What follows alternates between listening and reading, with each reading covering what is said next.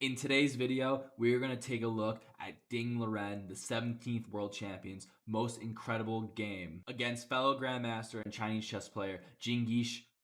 This game, Ding Liren plays not one, not two, but three absolutely brilliant moves. Now, this absolutely legendary and immaculate game by Ding Liren starts off with d4 by Jinshi.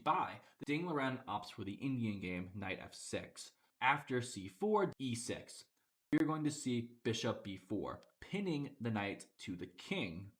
The more common knight f3 is played, and here we go, castles, and we are in a very strong position early. Here our opponent is going to play bishop g5, pinning the knight to the queen. We go ahead and push the center c5. Now, taking this pawn would double up our pawns on the c-file. Jinshi would not be in great position. The center would be controlled by black. So instead of taking, we go ahead and see e3 instead. Now, taking can lead to one of three takes: queen, knight, or pawn, right? You can take with either of these pieces. It's up to Jinshi. Ding Liren's okay at that. He plays d4. Queen takes is a peculiar move that puts pressure on the knight on f6, but to me, not the best option. And here, knight to c6. And the reason why this isn't a good move is because you're developing your knight to f6, but you're also attacking the queen. The queen has no forward moves to make, so queen to d3 is played here. While it's not a huge advantage, Ding is slightly ahead here. He's mitigated the advantage of white, and now he is on the attack. He immediately presses forward to h6, backing the bishop up. You could play g5 right away in order to force the bishop back further, but instead, he goes d5. A good lesson for you guys to take in is that if you have better development and control of the center, it is best to break open the game so that your pieces can move more freely. Either way, Jinshi is aware of this. He gets his rook involved d1.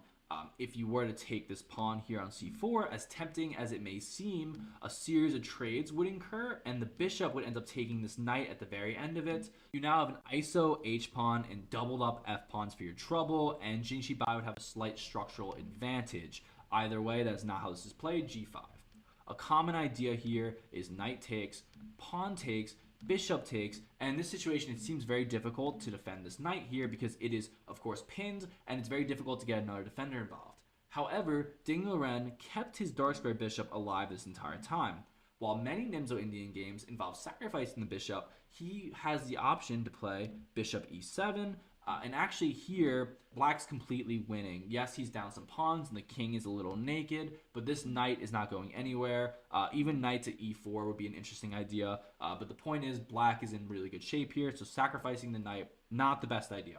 Best to just move the bishop back to g3 to at least take some extra space, and of course, you're not going to be able to push this any further. Either way, knight to e4. And this is a very strong knight in the center of the board on a nice outpost. You can't take with this knight because it's pinned. So knight to d2, with the whole point being now we can take the knight. Here, Ding is not looking to trade his knight. It's in a really good spot. Knight to c5, where the queen cannot move forward because of this knight on c6, which is brilliantly placed. The light square diagonal is completely covered as well. The queen must retreat. Ding pushes d4, attacking the knight and the pawn. And this is a really nice move, but Jinshi actually finds a brilliant move here, just simply knight to f3, because if you sacrifice this knight, notice that the rook would eye down the queen, and that would actually be completely losing for Ding. So you can't actually take that knight. Instead, we go ahead and play e5. A fascinating maneuver where we're protecting the d-pawn, but we're sacrificing the e-pawn. Here, knight takes immediately, and we are about to be absolutely dazzled by what happens next, guys. This is unbelievable. Ding plays pawn takes knight. D takes c. Hanging the queen. This looks like an awful blunder. How is this man a world champion, let alone a super grandmaster? Well, in this situation, well, yes, the rook is hanging. We don't take back right away. We instead play c takes b, checking the king, threatening a possible promotion on b1, and forcing the king to move over. Here, king to e2, and now rook takes back, and Ding Liren is winning here.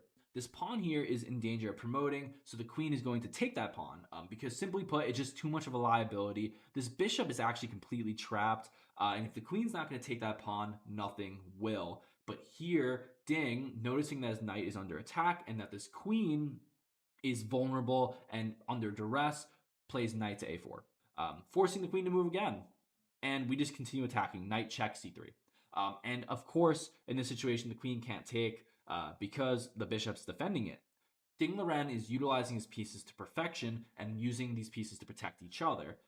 Now the king is limited in his options. The d file is completely cut off from the rook, and moving back to e1 moves into these knight discovered check with the bishop ideas, and that would be really bad as well. You'd be mated very shortly. So king to f3 is the idea. And in this situation, Ding Liren instigates one of the most beautiful maneuvers I've seen in my entire life. Rook d4, brilliant move. If you do take, then immediately you have knight check d4, forking the king and the queen. It is completely over. You'd be down a minor piece against a grandmaster world champion, and your pieces are much more developed. Jinshi Bai cannot take the rook. It is impossible. If you don't take the rook, you have to watch out for g4. Like, let's say you just attack this bishop, play a weird move like a3. Here, g4. But don't worry, the knight can take. Except it's not enough. Bishop takes. This rook is perfectly placed, defending all of these squares. And on top of that, the knight is blocking off e2. This would have been one of the most beautiful checkmates you've ever seen on a board. Jinshi Bai sees that as well. You have to protect the g4 square. And the way to do it is with h3, adding another defender to g4. This is where Ding Liren hits another haymaker. Yes, the rook is hanging. It doesn't matter. h5, brilliant. Because now the same threat is available again. You can play g4, and at the end of that line, the bishop comes in for mate once again. You can't take the rook. We already know what happens. Knight forks the king and the queen, and that's also just losing. So of course you can't do that. Jinshi Bai creates an escape square on g3, because now he can at least move over after g4 is played. And that is exactly what happens. g4, great move by Ding Liren, forcing the king to really its only possible square, g3. And this attack is absolutely insane. The knight is hanging here, but notice that the rook is hanging as well, so you're going to have to find a move. And Ding Liren finds a move. Rook d2, brilliant move again, because now if you were to take this rook, we immediately have the absolutely insane knight e4, forking the king and the queen. But on top of that, the bishop is discovering the queen, so there's just no coming out of this alive for Jinshi Bai. You cannot take that as well. You have to move the queen out of the way and retreat. And when you do that, we see knight to e4. He is attacking f2. This is an absolutely ruthless attack. So many of his pieces are hanging here, guys, but it doesn't matter. They're all protected. Like, this bishop is completely fine. The knight can't take because, of course, the king is in check, so you have to play king h4. Here, Ding Liren continues his attack with bishop e7, and actually, it is forced. You have to play king takes h5 because there's actually just nowhere else for you to go. King h5, and now king g7.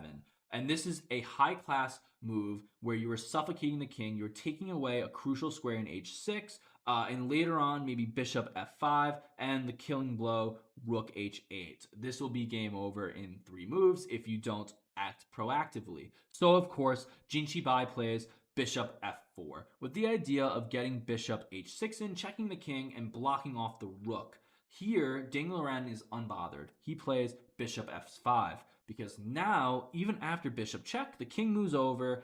The rook can no longer go to h8 in order to deliver a decisive checkmate. However, Ding Liren still has a plan. He calculated this entire line. Queen b7 looks as though Ding has overextended his position. The knight is double attacked. The rook is just straight up hanging. And also the threat of rook h8 no longer exists because the bishop and the king are blocking this check on the h-file. However, Ding Liren, he calculated this and he knows that in this particular position, and I challenge you to find it because this is a tricky one, he plays rook takes f2. And the whole point is, take my knight, take my rook. It doesn't matter because knight g3 is checkmate. It's game over. The bishop is covering the dark square diagonal. The bishop here on f5 is blocking off g6 as well as g4, and there's no pawn here to take because the rook has already taken. The point is the queen cannot take either piece. You have to defend this threat, bishop to g5, which is actually very proactive. It allows king h4, and you'd be completely fine here. Ding keeps attacking. Rook h8. If the bishop takes, right, just saying, okay, I'm going to get this threat out of the way, immediately king g2, and this is just checkmate. There's no defense, right? So you can't just take the bishop. You really can't take anything. This position is completely stuffed. So instead, knight f7. Knight f7 is played here. And the whole point is you're keeping the bishop in place, and you're also defending it just in case of a bishop take. However, we have bishop g6, forcing the king to take on g4, and then we have knight e5, the final move of the game. Ding Liren is forking the king and the knight, despite being down 5 points of material, and after a knight takes 8 points of material, Ding is completely winning. He has a forced man on the board. Jinshi Bai sees it. He resigns. It's game over. The whole point is, after the knight takes, we have bishop f5 defended by the rook. The knight is still blocking. The rook is still blocking the f-file. Forces the king to move to h5. H4 be made in 1. The whole point is king g7, a simple and elegant slide. This bishop is still under heavy duress, but it doesn't matter. You have to move the bishop to defend. Rook takes, checkmate, game over. Absolute beauty and perfection by Ding Liren.